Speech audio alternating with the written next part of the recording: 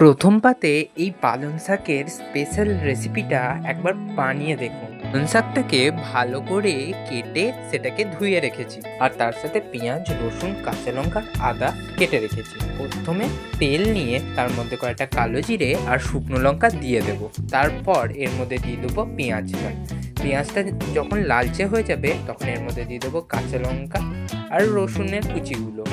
আগে থেকে আমরা সিম কেটে রেখেছিলাম, সেই সিমটাও এবার এতে দিয়ে দিয়েছি। ভালোভাবে এটাকে ভাজা ভাজা করতে হবে।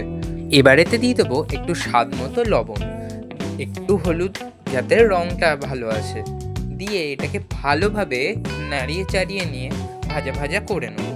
যখন ভাজা ভাজা হয়ে যাবে তখন এর মধ্যে দিয়ে দেবো আগে থেকে কুচনো পালং শাকটা, দিয়ে ভালো করে নাড়িয়ে চাড়িয়ে নেব যতক্ষণ না পালং শাকটা জল ছাড়ছে। তারপর ঢাকা দিয়ে ভালো করে ফুটতে দিতে হবে।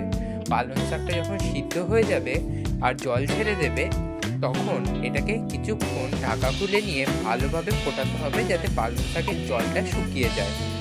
আর শেষে একটু চিনি ছড়িয়ে নিয়েই পরিবেশন করুন পালং শাকের এই স্পেশাল রেসিপিটা।